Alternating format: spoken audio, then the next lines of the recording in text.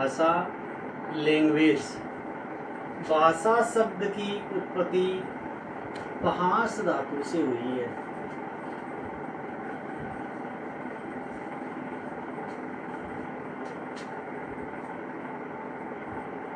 इस प्रकार भाषा की परिभाषा है विचार प्रकट करने के माध्यम को भाषा कहते हैं। पुनः सुनिए एक बार, विचार प्रकट करने के माध्यम को भाषा कहते हैं।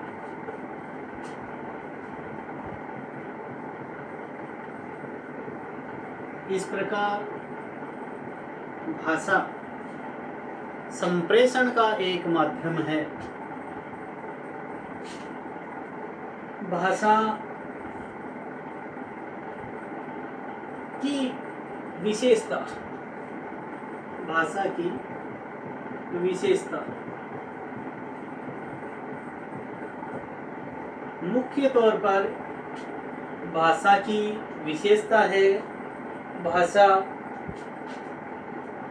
अर्जित संपत्ति मानी गई है।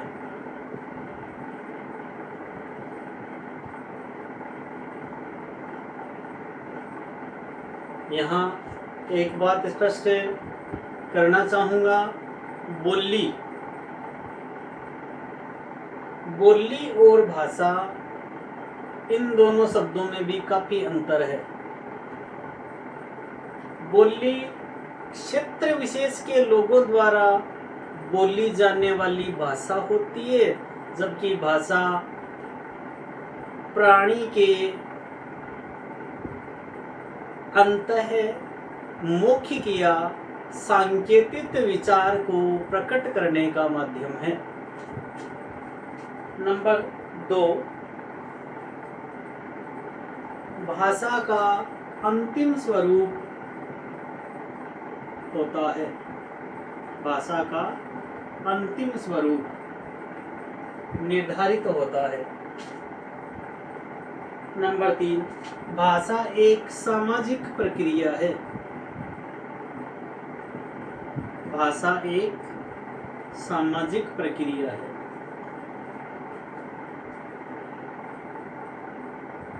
भाषा को सीखने के लिए जिज्ञासा, अनुकरण व अभ्यास की आवश्यकता होती है। विभिन्न प्रतियोगी परीक्षाओं में पूछा जाता है। भाषा को सीखने का माध्यम है जिज्ञासा, अभ्यास और अनुकरण। जिज्ञासा, अभ्यास, अनुकरण।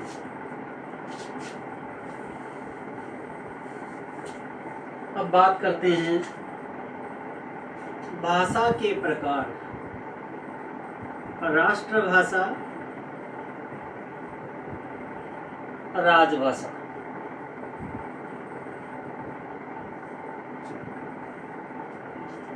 राष्ट्रभाषा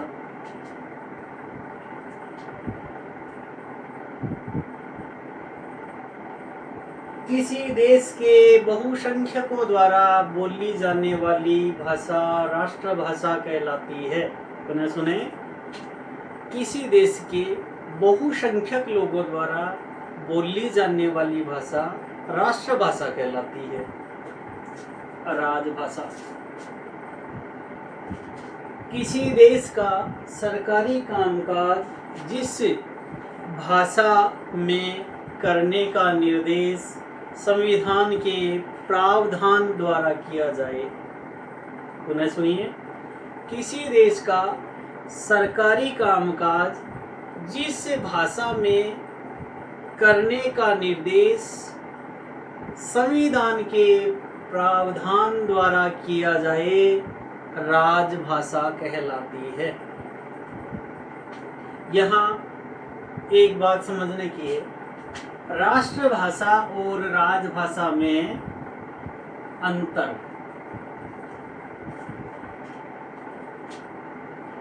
राष्ट्रभाषा, पहली परिभाषा, इसका पहला अंतर हो गया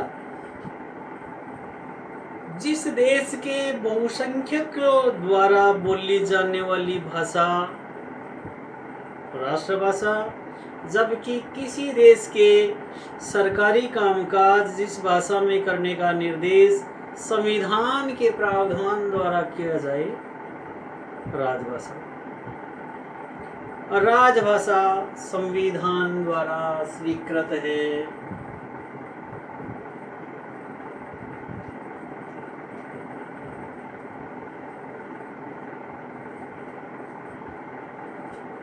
जबकि राष्ट्रीय भाषा किसी क्षेत्र विशेष की भाषा है। राष्ट्रीय भाषा का स्वरूप विस्तृत होता है। राष्ट्रभाषा का स्वरूप विस्तृत होता है, जबकि राजभाषा का क्षेत्र सीमित होता है। राजभाषा प्रशासनिक कामकाज की भाषा है। राजभाषा प्रशासनिक कामकाज की भाषा है, जबकि राष्ट्रभाषा लोगों के संपर्क की भाषा है। एक बार पुनः रिपीट। राष्ट्रभाषा परिभाषा सुनिए। देश के बहुसंख्यकों द्वारा बोली जाने वाली भाषा राष्ट्रभाषा। राजभाषा किसी देश का सरकारी कामकाज जिस भाषा में करने का निर्देश संविधान के प्रावधान द्वारा किया जाए राजभाषा। राजभाषा और राष्ट्रीय भाषा में अंतर। राष्ट्रभाषा क्षेत्र विशेष की भाषा होती है, राजभाषा संविधान द्वारा स्वीकृत। राष्ट्रभाषा का स्वरूप विस्तृत होता है, राजभाषा का क्षेत्र सीमित होता है। राष्ट्रभाषा लोगों के संपर्क की भाषा है, जबकि राजभाषा प्रशासनिक कामकाज की भाषा है। अब देखते हैं अगला टॉपिक, भाषा व बोली। Read second grade, first grade और कक्षा 12वीं के सिलेबस में शामिल भाषा, बोली, लिपि और व्याकरण के टॉपिक को ध्यान में रखते हुए अब हम पढ़ रहे हैं भाषा व बोली। क्योंकि हम पढ़ चुके हैं भाषा विचार प्रकट करने के माध्यम को भाषा कहते हैं। बोली क्षेत्र विशेष के लोगों द्वारा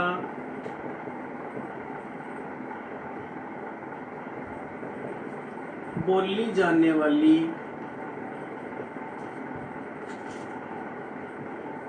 बोली।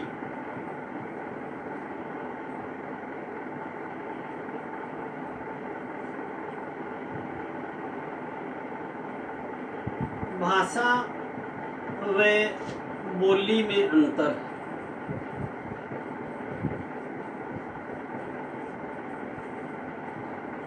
भाषा का क्षेत्र असीमित होता है,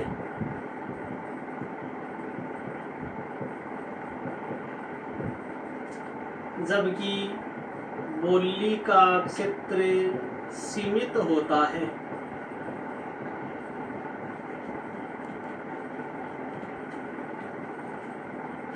नंबर 2, भाषा विचार प्रकट करने का माध्यम है, जबकि बोली क्षेत्र विशेष की भाषा है।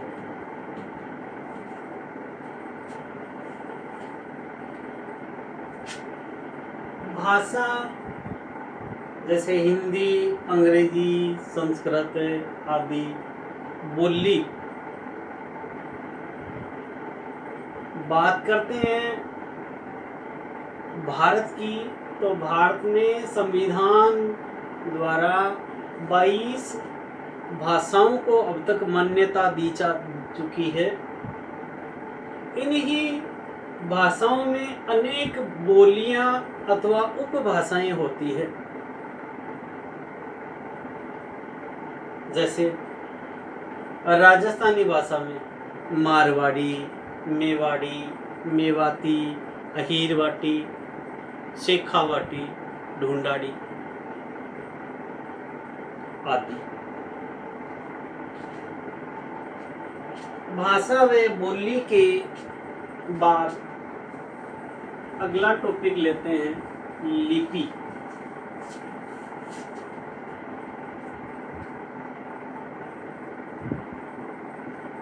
यहाँ स्पष्ट करना चाहूंगा, लिपि एक ऐसा शब्द है, इसे दोनों तरीकों से लिखा जाए तो ही इसका शुद्ध मानक रूप दोनों है। लिपि परिभाषा, भाषा को लिखने की कला लिपि कहलाती है। भाषा को लिखने की कला लिपि कहलाती है। हिंदी भाषा को देवनागरी लिपि में लिखा जाता है। देवनागरी लिपि की विशेषता,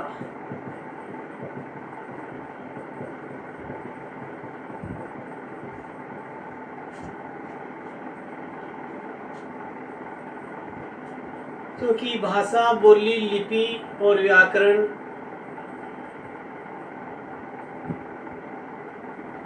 इन सारे टॉपिकों को हमें संक्षिप्त रूप में पढ़ चुके हैं। अब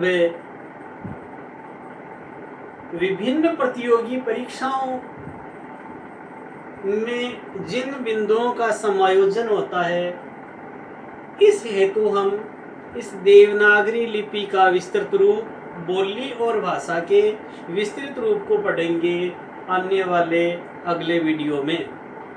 मित्रों, आशा करता हूँ हमारा ये दीपसी का यूट्यूब चैनल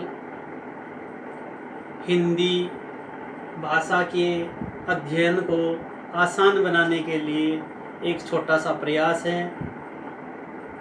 अतः आप हमारे इस चैनल को लाइक कीजिए, सब्सक्राइब कीजिए और शेयर कीजिए। साथ ही अगले टॉपिक में हम ले रहे हैं व्याकरण, वर्णमाला, वर्णों की उत्पत्ति आदि। धन्यवाद। वंदे मातरम।